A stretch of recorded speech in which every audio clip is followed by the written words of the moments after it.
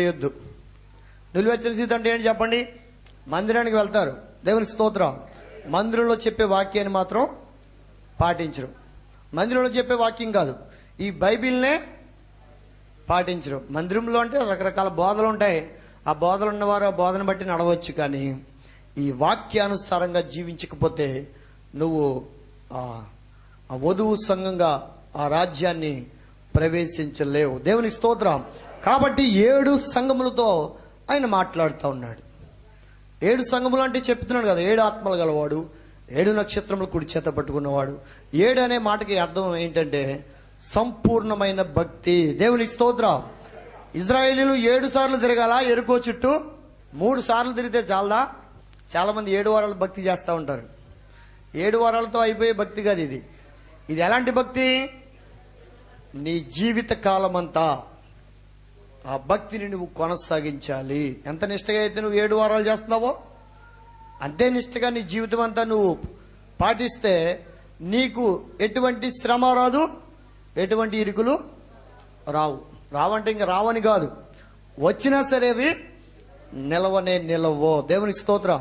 చాలా మంది అంటారు కష్టాలు వచ్చినప్పుడు మనుషులు కాకపోతే మానులుగా వస్తాయా అంటారు. మానులుగా వచ్చాయో ఏమైనా అగ్నిలో పడతాయి. మానులు కూడా మీకేంటి? మీరెవరు? మీరు అగ్నిలో పడకూడదు. ఎక్కడ పడకూడదు? మీరు మానులకు వచ్చినాయి అనుకోండి, మాను దేనికి? పొయ్యిలోకి, అగ్నిలోకి. దేవుని స్తోత్రం. ఏమైనా ఫలాలు కూడా ఇస్తాయి కొన్ని చెట్లు అనుకోండి. ఏది ఏమైనప్పటికీ కూడా మనం అగ్నిగుండంలో పడకూడదు. దేవుని స్తోత్రం. అంటే ఈ పెండ్లి కుమారుని ఎదుర్కొనే కన్యకులు సిద్ధపడిన వారు పెండ్లి విందులో ఉన్నారు, సిద్ధపడిన వారు బయట విడిచిపెట్టబడ్డారు. బయట విడిచిపెట్టబడిన వారి గురించి యేసు ప్రభువు ఏం చెప్పాడంటే అక్కడ ఏడుపును పండ్లు కొరుకుటయు ఉండును, అక్కడ అగ్ని ఆరదు, పురుగు చావదు అని హెచ్చరించాడు. దేవుని స్తోత్రం. ఆ హెచ్చరిక మాటలు వారు విన్నారు కానీ అనేక మంది గ్రహించలేకపోయారు. దేవుని స్తోత్రం.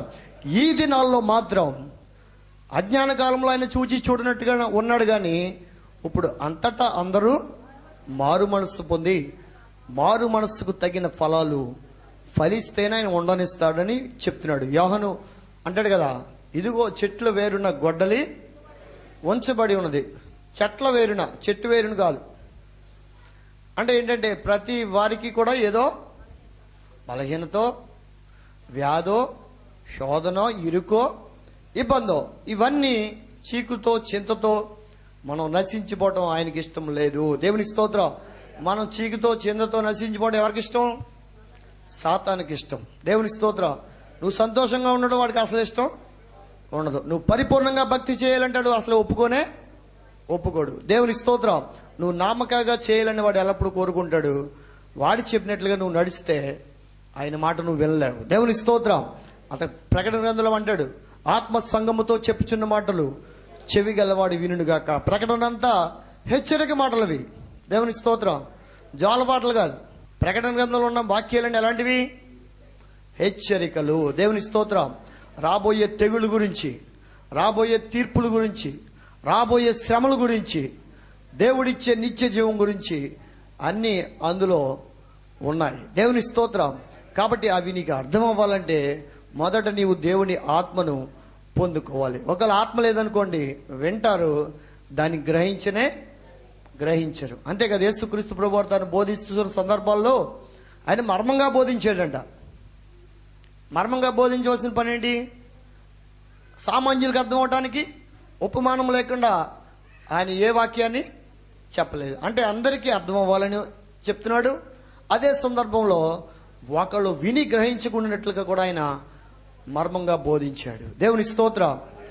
ఆయన అన్నాడు, జ్ఞానులు పరిసయ్యులు శాస్త్రులు అనే పులిపుండిని గురించి మీరు జాగ్రత్తగా ఉండండి అని చెప్పాడు శిష్యులతో. వారన్నారు రొట్టెల గురించి ఆయన వాళ్ళతో మాట్లాడుతున్నాడేమో అని రొట్టెల గురించి అనుకున్నారు. కానీ ఆయన వారిని గద్దించాడు. ఏమని? 5 రొట్టెలు 2 చిన్న చేపలు ఎన్ని వేల మందికి? దేవుని స్తోత్రం. పురుషులు స్త్రీలు కాక.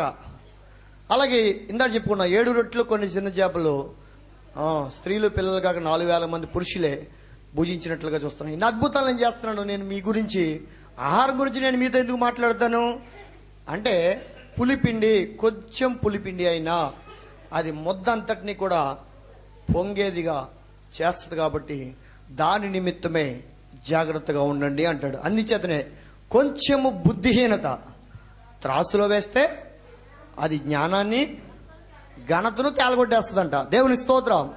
అటువంటి బుద్ధిహీనులుగా కాక బుద్ధిమంతులైన కన్యకులు ఏం చేశారు?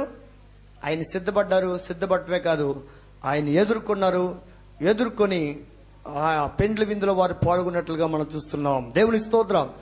ఎందుకనే ఈయన మాటలు విని వాటి ప్రకారంగా ప్రవర్తించేవాడు బండ మీద తన ఇంటిని కట్టుకున్న బుద్ధిమంతుల్ని పోలిన వాడై ఉంటాడు అంటాడు. దేవుని స్తోత్రం. మరి ఇసుక మీద పునాది వేసుకున్న వాళ్ళు అంటే వారు పరిపూర్ణమైన భక్తి చేయలేదు. ఏదో నామక భక్తి చేశారు. ఏడాదికోసారి సభలకు వెళ్తారు, వారం మందిరంలో కనబడతారు, లేకపోతే ఏదైనా పండగలు వచ్చినప్పుడు కనబడతారు. అటువంటిది కాదు భక్తి. దేవుని స్తోత్రం. అనుదినము నువ్వు దేవునితో సహవాసం చేయాలి.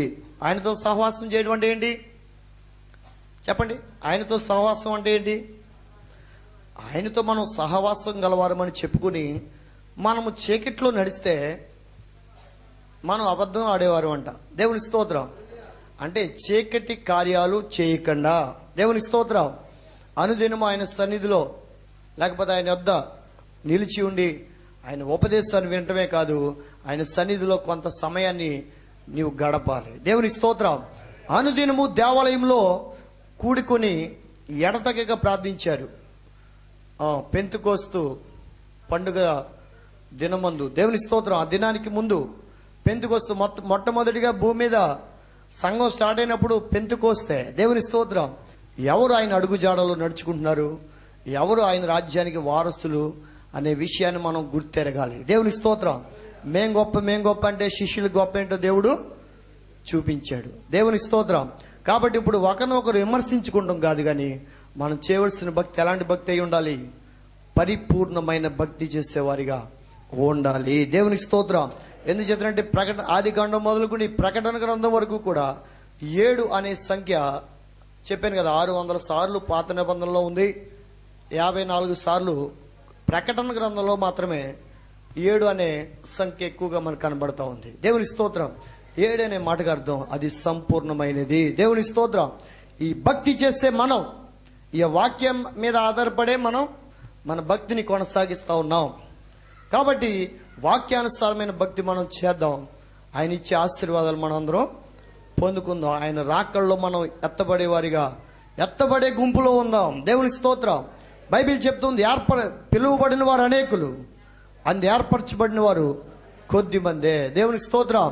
ఐగుప్తులో నుండి ఇశ్రాయేలీలు బయటకు వచ్చినప్పుడు ఎర్ర సముద్రం దగ్గరికి వచ్చేటప్పుడు ఎంతమంది ఉన్నారో వాళ్ళు చెప్పండి? 20 లక్షల మంది. 6 లక్షల మంది కాల్వలో వారి పిల్లలు స్త్రీలు కలిపి 20 లక్షల మంది. దేవుని స్తోత్రం.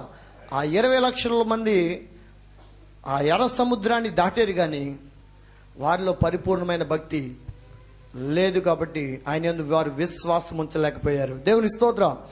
ఆ దేవుడు మనకి కానాను దేశాన్ని స్వాస్థ్యముగా ఇస్తా అన్నాడు. ఖచ్చితంగా ఆయన ఇస్తాడు అనే విశ్వాసం వారిలో ఉందా? ఎవరిలో లేదు. ఆ వేగు చూసి వచ్చిన వారు నమ్మలేదు. దేవుని స్తోత్రం. 10 మంది కూడా చెడ్డ సమాచారం అయితే ఇచ్చారు, కానీ 2 మాత్రమే నిండు మనసుతో దేవుణ్ణి ఆరాధించారు. వారి పిల్లలు చేరారు, కానీ అప్పుడు అవిశ్వాసంతో ఉన్నవారు మాత్రం ఆ కానాల్లో చేరలేకపోయారు. దేవుని స్తోత్రం. అలాగే నేటి దినాల్లో అనేక మందిగా మనకు కనపడవచ్చు. వారిలో విశ్వాసం ఉందా లేదో మనం చూడాలి. దేవుడు ఏం చూస్తాడు? పై రూపాన్ని లక్ష్య పెట్టేవాడు కాదు, ఆయన మనిషిని అంతరంగాన్ని లక్ష్య పెట్టేవాడు. దేవుని స్తోత్రం. సమూయేలు దావీదును అభిషేకించడానికి వచ్చి తన అన్నలైన వారిని ఎవరిని పడితే వాళ్ళని అభిషేకించేద్దామని చూశాడు. తైలం ఎవరి మీద పడితే వాళ్ళ మీద పోసేద్దామని చూశాడు లేదా చెప్పండి? దేవుడు ఏమని చెప్తున్నాడు? నేను కోరుకున్నవాడు వీడు కాదు. దేవుని స్తోత్రం. అప్పుడే ఆయన మాట్లాడాడు, నేను మనిషిని పై రూపాన్ని లక్ష్య పెట్టను, నేను హృదయాన్ని చూస్తానన్నాడు. దేవుని స్తోత్రం. ఈ రోజుల్లో అభిషేకాలు ఇచ్చేస్తున్నారు.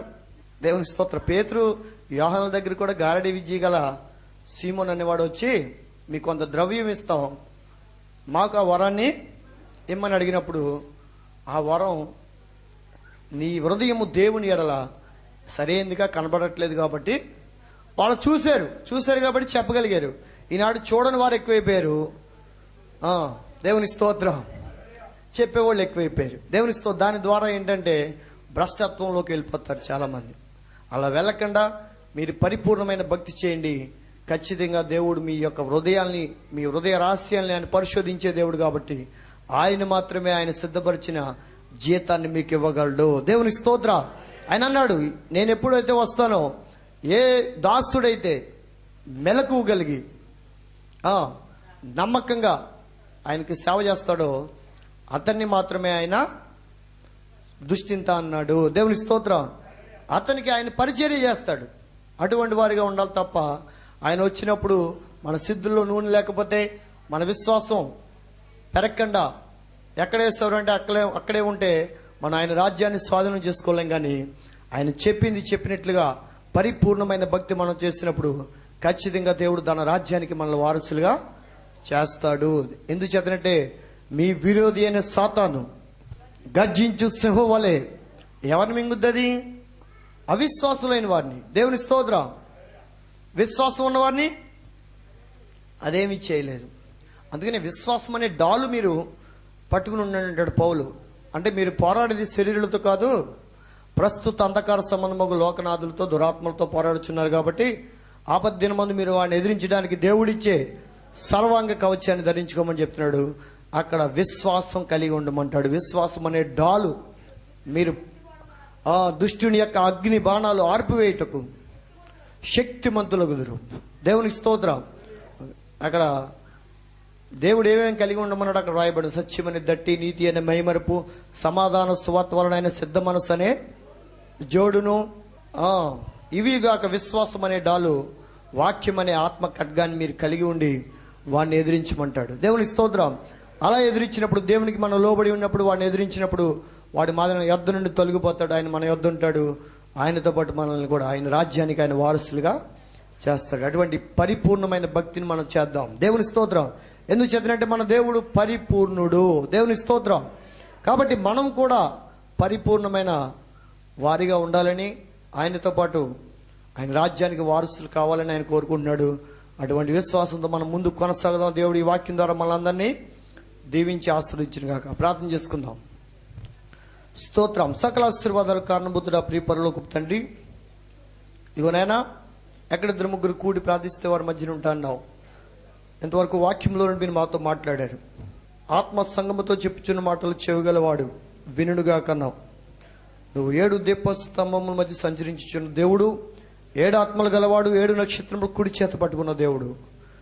నీకు అసాధ్యమైనది ఈ భూమి మీద ఏది లేదని మాకు తెలిసినైనా నీ అడుగు జాడల్లో నడుచుకుని నీకు కలిగిన సమానమైన సంపూర్ణత మేము కూడా కలిగి ఉండడానికి నీ బలమైన ఆత్మతో మమ్మల్ని అందరినీ సంధించండి, నింపండి. కుడిచి మమ్మల్ని అందరినీ పేరు పేరు చెప్పని దీవించి ఆశీర్వదించి వాక్యాన్ని విన్న బిడ్డల హృదయాలు నీ వాక్యాన్ని భద్రపం చేయమని మా నజరుడైన యేసుక్రీస్తు నామములో వేడుకుంటున్నాం తండ్రి. ఆమేన్.